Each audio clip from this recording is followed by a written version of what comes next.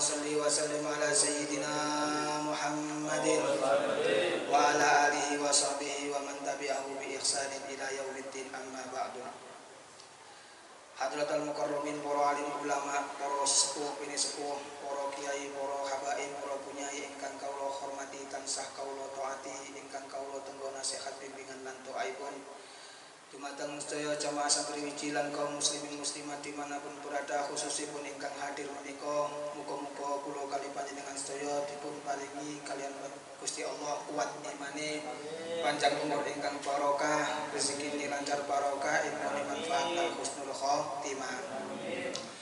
Marilah kita panjatkan puja-puji syukur kehadirat Allah Subhanahu wa taala atas segala karunia-Nya sehingga kita semua bisa hadir bersama-sama di dalam majelis yang insya Allah penuh manfaat dan penuh barokah ini. Salawat serta salam semoga terlimpahkan kepada junjungan kita baginda Nabi Muhammad Rasulullah sallallahu alaihi wasallam, dan semoga terlimpahkan kepada keluarganya dan juga para sahabatnya dan orang-orang yang senantiasa mengikuti sunnah beliau dengan sebaik-baiknya. Marilah kita mulai kajian pada malam hari ini, melanjutkan kajian Kamis yang lalu. Tepatnya kalimatnya sekarang adalah wa yajuzu ayyatammal hurru bil abdi. Bismillahirrahmanirrahim. Qala al-musannifu rahimahullahu ta'ala wa nafa'ana bihi wa bi ulumihi wa bi asrarihi fid dharaini amin ya mujibas sa'ilin. Bismillahirrahmanirrahim. Wa yajuzu lan menang apa ayyatamma yen to makmum sapa al-hurru wong merdeka bil abdi kelawan budak, wal balighu lan wong kang balik bil murahiki kelawan wong kang margi balik. Amma sabiyu anapun utawi bocah cilik ghairul mumayyizi kang ora tamyiz iku falayasiku mongko ora sah apa al-iktida'u manut bihi kelawan sobi ghairul mumayyiz. Alhamdulillah saat ini kita masih dalam pembahasan mengenai yang berkaitan dengan sholat berjamaah. Yang kemarin itu diterangkan bahwa makmum, seorang makmum itu wajib niat menjadi makmum atau wajib iktidak, wajib niat iktidak kepada imam, ya. Wajib niat mengikuti imam dengan sehot-sehot yang berbeda-beda kemarin itu, yang sudah saya sampaikan kemarin itu, yaitu makmuman, iktimaman, jamaatan, iktidaan atau as-sholah ma'ahu. Kemarin itu sudah sampaikan. Jadi seorang makmum itu wajib niat iktidak kepada imam. Bismillahirrahmanirrahim. Agar supaya apa? Agar supaya sholat jamaahnya itu sah dan dia mendapatkan fadilahnya sholat berjamaah. Jika dia tidak niat menjadi makmum atau iktidak kepada imam, maka sholatnya terhitung sendiri, ya, maka sholatnya terhitung sendiri. Kalau sudah terhitung sendiri, berarti dia tidak boleh mengikuti imam. Itu kurang lebih begitu. Terus kemudian bagi imam itu tidak wajib niat menjadi imam ketika berjamaah. Terus jamaahnya apa masih sah? Sah, jamaahnya tetap sah. Ya.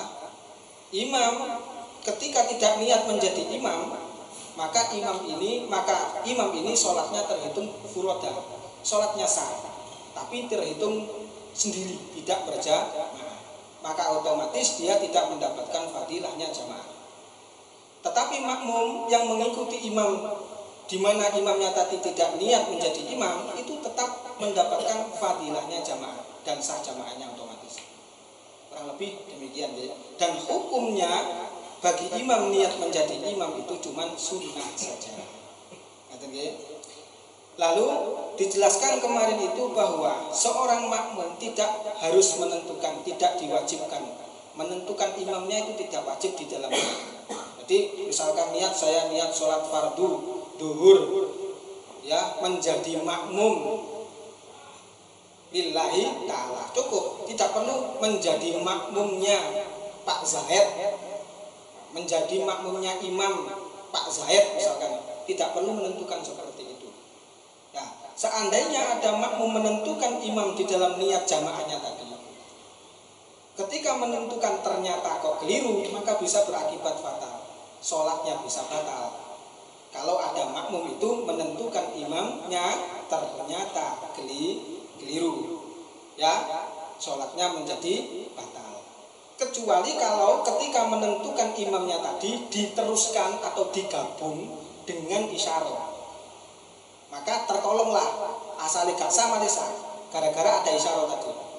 Misalkan saya niat sholat fardu duhur bermakmum dengan Zaid, ya, di depan saya ini, ditambahi begitu isyaratnya, di depan saya ini, orang yang di depan saya ini, terus ternyata keliru, bukan Zaid orangnya, namanya Umar atau Aman. Nah, yang demikian itu seharusnya tadi kan batal. Tapi yang saat ini tidak batal. Karena apa? Karena dalam niatnya tadi diteruskan, dalam takyinnya tadi, menentukan imamnya tadi diteruskan dengan apa? Isyarat. Yaitu apa? Berupa apa? Di depan saya ini. Lah, meneruskan dengan isyarat ini tidak harus dengan mengucapkan dengan rupa bentuk sehot hadza gitu, tidak harus begitu. Ya, tidak harus menentukan berupa hadza gitu. Tetapi cukup dengan mulahadhah juga sudah dinilai cukup. Artinya apa? Melintaskan sosoknya imam saja di hati, walaupun tanpa menyebutkan di depan saya ini, itu cukup. Saya sholat berjamaah dengan imam dengan Zaid, dengan Pak Zaid. Tapi terus kemudian diteruskan dengan melintaskan hatinya. Sosoknya imam dilintaskan di hati, tidak tanpa menyebutkan apa? Di depan saya ini nggak usah. Itu juga cukup. Artinya apa? Kesimpulan ini apa? Ya, isyarat itu tidak harus dengan kalimat hadza, tetapi dengan mulahadhah saja sudah cukup. Melintaskan sosoknya imam di dalam hati itu sudah cukup. Kenapa kok bisa batal sholatnya? Kalau misalkan ada orang itu keliru menentukan imamnya itu keliru, akhirnya berakibat fatal, sholatnya akhirnya batal. Itu karena apa? Karena dia sama dengan menggantungkan, mengikatkan sholatnya dengan orang yang tidak dalam keadaan sholat. Betul ya? Maka itulah yang menyebabkan batal. Dan lagi pula ada alasan yang kedua, ya. Kemarin itu disebutkan alasan yang kedua, adanya suatu kaidah, sesuatu yang wajib dijelaskan secara global atau perinci, atau sesuatu yang wajib dijelaskan secara global tapi tidak secara perinci, maka menjelaskannya itu apabila terjadi kekeliruan akan berakibat fatal. Contoh, orang ketika sholat niat menentukan imam, niat menjelaskan makmuman, meniat iktidak, makmum, bermakmum kepada imam, itu kewajibannya cukup global saja. Sebutkan secara global saja. Misalkan saya sholat fardu duhur berjamaah, lah global. Saya sholat fardu duhur menjadi makmum, lah global. Nah, sesuatu yang wajib dijelaskan secara global, tidak secara perinci. Kok disebutkan secara perinci? Terus keliru, itu berakibat fatal. Padahal mengucapkan saya bermakmum sudah cukup. Sholat fardu duhur bermakmum menjadi makmum sudah cukup. Kok tidak dijelaskan bermakmum dengan Pak Zaid? Nah, ini kan berarti menjelaskan sesuatu yang tidak seharusnya global saja, tambah dirinci, itu malah bahaya. Akibatnya menjadi membatalkan sholatnya. Lalu ketika ada hadza diteruskan dengan hadza di depan saya ini, maka menjadi tertolong tadi, gak sido batal. Kenapa? Karena dia itu dinilai salah menyebutkan namanya imam saja, tetapi benar di dalam sosoknya. Hadza kan tujuannya imam yang di depan ini, berarti dia sesuai, imam yang di depan ini sesuai, tetapi yang cuma salah itu adalah penyebutan namanya saja. Maka yang demikian ini menjadi tertolong, gak sido batal. Ya, karena adanya di samping itu juga gak sido batalnya itu alasannya juga yang kedua, karena adanya kaidah la ibrata bidzan al bayyin khata'u. Ya, sesuatu tidak ada nilai apapun pada dugaan yang jelas-jelas kelirunya. Jadi suatu dugaan yang kalau salah, jelas-jelas salah, maka tidak ada nilai apapun dugaan itu. Maka mengucapkan Zaid ketika diteruskan dengan hada, Zaid ini tidak ada apa-apa, tidak ada nilainya apa-apa. Yang dihitung itu adalah hadanya. Kurang lebih demikian. Wala ibrata bidzanni al-bayyin khata'uhu. Ini kaidahnya. Tidak ada nilai apapun, tidak ada pertimbangan apapun pada dugaan yang jelas-jelas keliru. Jadi dugaan yang jelas-jelas keliru tidak ada pertimbangan apapun. Contoh yang lain, ada orang berwudu dengan air, yang mana air itu sebelumnya sudah dia duga bahwa air itu adalah suci. Terus ternyata setelah wudu selesai, ternyata terbukti airnya najis. Berarti dugaannya salah atau enggak? Nah, la ibrata bidzan al-bayyin khata'uhu. Dugaan yang salah, jelas-jelas salah itu tidak ada pertimbangan apapun, tidak ada pertimbangan apapun. Sehingga dia harus wudu lagi dengan menggunakan air yang suci. Karena dugaan yang tadi sudah tidak ada pertimbangan lagi. Itu contoh yang lain selain contoh yang tadi. Ngoten nggih?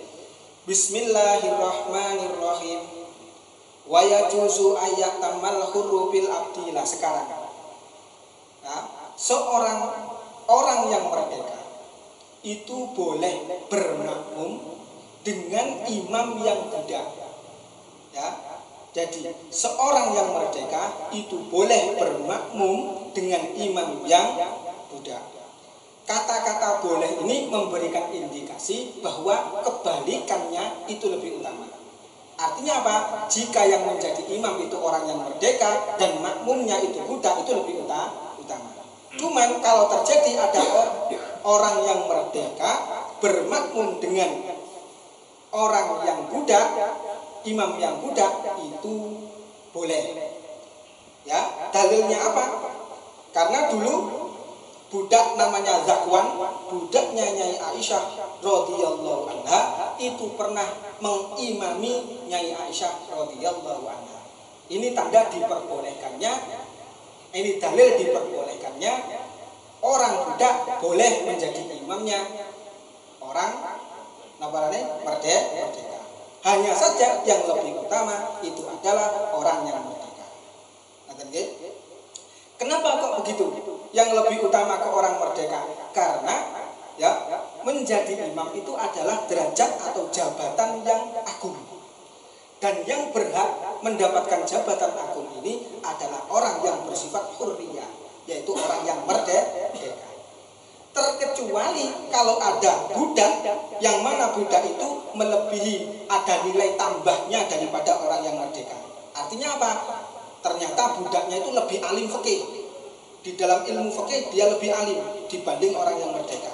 Maka kalau dalam masalah ini, budak dengan orang yang budaknya ini lebih utama, lebih pandai dalam ilmu fikih dibanding orang yang merdeka, maka ada 3 pendapat di dalam masalah ini.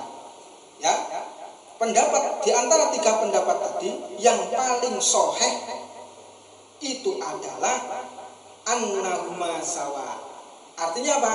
Baik budak ataupun yang merdeka, meskipun budaknya tadi lebih alim fikih, itu dihukumi sama. Artinya tidak ada satu sama yang lain yang diunggulkan. Tidak ada yang lebih diunggulkan dari satu sama yang lain. Artinya sama-sama. Kecuali di dalam sholat jenazah, illa fi sholatil jenazah. Li'annal qasda minha ad-du'a wasyafa'ah. Ya, kecuali dalam masalah sholat jenazah. Kalau dalam masalah sholat jenazah, sekalipun si budak ini alim fikih, sementara yang merdeka itu kurang alim fikih, tetap yang diutamakan itu adalah yang merdeka. Kenapa? Karena tujuan daripada sholat jenazah, esensi daripada sholat jenazah itu ad-du'a wasyafa'ah, berdoa dan minta syafaat kepada Allah Subhanahu wa ta'ala. Itu tujuan daripada sholat jenazah. Lah, orang yang merdeka itu lebih pantas melakukan keduanya, doa dan meminta syafaat kepada Allah Subhanahu wa ta'ala. Kurang lebih demikian. Wal balighu lan wong kang balik bil murahiki kelawan wong kang parek, wong kang markiba. Terus kemudian sah orang yang balik, orang yang sudah dewasa bermakmum kepada imam yang murahik. Yang dimaksud murahik di sini adalah sobi mumayyiz, anak kecil yang sudah tamyiz, yang sudah paham tentang ilmu-ilmu sholat, misalnya ilmu fikih, walaupun kecil, sekalipun dia belum dewasa. Boleh orang yang sudah dewasa berjamaah atau bermakmum kepada imam yang mendekati, atau orang yang kecil, anak kecil yang sudah tamyiz tadi. Nah, dalilnya apa? Karena apa? Dalilnya apa? Dalam satu riwayat disampaikan bahwa Umar bin Salimah, ya, itu pernah mengimami kaumnya pada zamannya Rasulullah Sallallahu Alaihi Wasallam, wa huwa ibnu sittin aw sab'in, rawahul Bukhari. Ini hadis diriwayatkan oleh Imam Al-Bukhari. Pada saat itu Umar bin Salimah yang mengimami kaumnya pada zaman Rasul tadi itu umurnya kira-kira 6 atau 7 tahun. Ini dalil diperbolehkannya atau boleh kita bermakmum, orang yang dewasa bermakmum kepada orang kecil tapi sudah tamyiz. Sudah tamyiz. Ngaten nggih? Bismillahirrahmanirrahim. Walau istama'a abdun balighun wa hurrun sabiyyun kudimal abdul baligh. Apabila ada budak yang sudah dewasa, terus kemudian ada orang merdeka tapi masih kecil, mana yang didahulukan menjadi imam? Yang didahulukan untuk menjadi imam adalah al-abdul baligh, yaitu budak yang sudah dewasa. Terus kemudian apabila ada penguasa yang mana kekuasaannya itu mencakup juga di dalam masalah sholat, imamnya sholat, dan dia berada pada daerah kekuasaannya, mana yang didahulukan menjadi imam? Maka penguasa itulah yang didahulukan atas yang lainnya. Penguasa itulah yang didahulukan atas yang lainnya. Kemudian setelah penguasa, kemudian imam rotib, yaitu imam tetap, imam sholat 5 waktu. Nah, itu yang didahulukan setelah penguasa. Wa yuqaddamu sakin bihaqqin walau bi'iratin ala ghairihi la ala mu'irin lis-sakin. Orang yang memiliki, orang yang menempati rumah dengan cara yang hak itu juga lebih didahulukan untuk dijadikan imam atas yang lainnya. Jadi misalkan panjenengan dolen nang omahe arek rumahnya seseorang, nah, maka ketika berjamaah mana yang didahulukan? Yang didahulukan itu orang yang memiliki rumah, orang yang menempati rumah. Orang yang menempati rumah dengan cara hak, sekalipun menempatinya itu dengan cara meminjam, dipinjami orang. Padahal omai itu omai dewe oleh pinjaman, diselangi orang. Sekalipun begitu, dia didahulukan untuk menjadi imam. Kecuali pada orang yang meminjami. Kalau pada orang yang meminjami, maka yang didahulukan adalah orang yang meminjami. Terus kemudian urutan siapa saja yang didahulukan lagi untuk menjadi imam, yaitu selanjutnya adalah orang yang paling alim fikih, orang yang paling paham ilmu fikih mengenai khususnya yang berkaitan dengan ilmu jamaah, ilmu sholat, ilmu bersuci, misalkan yang berhubungan dengan sholat, maka dialah yang didahulukan. Terus selanjutnya di bawahnya selanjutnya setelah itu siapa yang didahulukan? Fa'aqra, yaitu orang yang lebih bisa membaca Fatihah secara baik dan benar. Terus kemudian orang yang lebih zuhud, dilanjutkan lagi setelah itu orang yang lebih wirai, famuhajirun, lalu kemudian orang selanjutnya lagi yang didahulukan menjadi imam setelah wirai, yang setelah orang yang paling wirai adalah orang yang berhijrah, ya, dan yang paling didahulukan adalah orang yang paling lama hijrahnya. Terus kemudian fa'asan mufil Islam, kemudian yang didahulukan lagi di dalam menjadi imam adalah yang paling lama memeluk Islamnya. Itu termasuk, ya. Terus kemudian fa'ansab, baru orang yang paling baik nasabnya, turunannya selanjutnya. Terus baru setelah itu diteruskan dengan siapa yang didahulukan lagi adalah fa'andhafu sauban fa'andhafu sauban, orang yang bersih pakaiannya itu didahulukan menjadi imam. Orang yang paling bersih badannya, orang yang paling bersih pekerjaannya itu juga didahulukan menjadi imam. Baru kalau itu tidak ada fa'ahsanu sautan, ya, artinya tidak ada itu bisa juga kalau semuanya itu ternyata sama, ada semuanya antara sifat-sifat semuanya tadi, maka siapa lagi yang didahulukan? Yaitu fa'ahsanu sautan, yaitu yang paling indah suaranya. Paling indah suaranya. Itu urut-urutannya, orang itu lebih baik, yang lebih utama untuk didahulukan menjadi imam. Pak Ustadz, orang buta dengan orang yang bisa melihat itu sama enggak di dalam hukum, di dalam mendahulukan menjadi imam, urut-urutannya bagaimana? Orang yang buta dengan orang yang bisa melihat urut-urutannya sama. Di dalam menjadi imam itu sama. Hanya saja kalau orang yang buta hanya bisa menjadi imam, tidak boleh menjadi makmum. Orang yang buta yang nggak ngerti gerak-gerik imam soalnya, kecuali kalau kerungu, tahu gerak-geriknya imam. Ya toh? Orang buta dan tuli maksudnya. Ya, buta saja tapi mendengar bisa. Ini enggak, orang buta dan tuli itu hanya boleh jadi imam, tidak boleh jadi makmum. Nah, yang tadi buta dengan orang yang bisa melihat, orang buta dengan orang yang bisa melihat di dalam urutan tingkatan didahulukan menjadi imam itu sama saja. Boleh ya? Terus kemudian orang yang bertayamum Pak Ustadz itu boleh enggak menjadi makmumnya? Orang yang wudhu, maksudnya kuali, orang yang wudhu bersucinya dengan pakai wudhu itu boleh nggak bermakmum dengan imam yang bertayamum?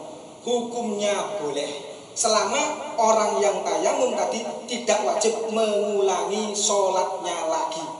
Tuh ada tak orang tayamum yang wajib mengulangi sholatnya lagi? Tuh ada, sebagaimana yang dulu saya sampaikan, yaitu orang yang tayamum di tempat yang umumnya ada air di sana.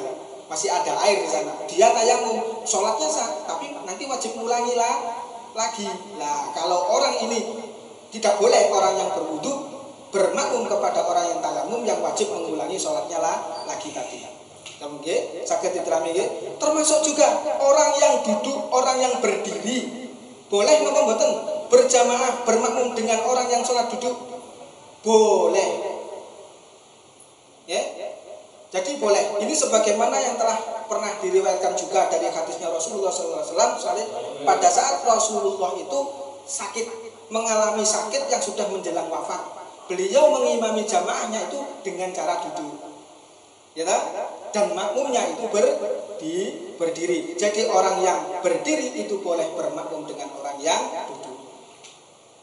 Nah, kepada orang yang tidur miring boleh napa Ustaz? Boleh. Orang yang sholat berdiri jamaah dengan imam yang bermakmum kepada imam yang tidur miring itu juga boleh. Ya, terus ada orang adil berjamaah bermakmum kepada orang yang fasik, ahli maksiat. Niku sah napa mboten Pak Ustaz? Sah. Tapi hukumnya makruh.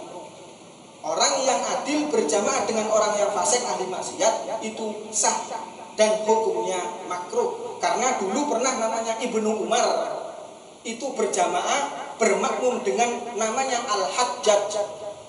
Dan Al-Hajjaj ini disampaikan oleh Imam Asy-Syafi'i bahwa Al-Hajjaj ini sudah cukup kefasikannya, sifat kefasikannya sudah jelas. Nah, dari sini maka bisa disimpulkan bahwa berjamaah orang adil dengan bermakmum kepada orang fasik itu sah, tetapi makruh. Walaisa li ahadin min wulatil umur ila akhiri. Dan bagi pemerintah penguasa, ya, atau nadirnya masjid tidak boleh menetapkan, mengangkat orang yang fasik dijadikan sebagai imam, itu nggak boleh. Walaupun sah, tapi penguasa itu tidak boleh mengangkat orang yang ahli maksiat, yang fasik tadi itu diangkat, dijadikan imam. Ya, jika terjadi penguasa mengangkat orang fasik dijadikan imam, maka pengangkatannya itu dinilai tidak sah. Karena tidak sah, maka orang fasik yang dijadikan imam ini la yastahiqul maklum, tidak berhak mendapatkan ujroh yang maklum.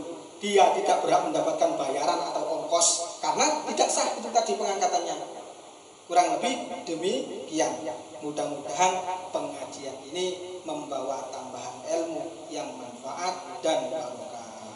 Barangkali dari awal hingga akhir ada keterangan saya, ada bacaan saya, ada yang kurang, ada yang salah. Saya mohon maaf sebesar-besarnya dan saya mohon sangat dikoreksi. Ilauna wallahu a'lam bishawab. Assalamualaikum warahmatullahi wabarakatuh.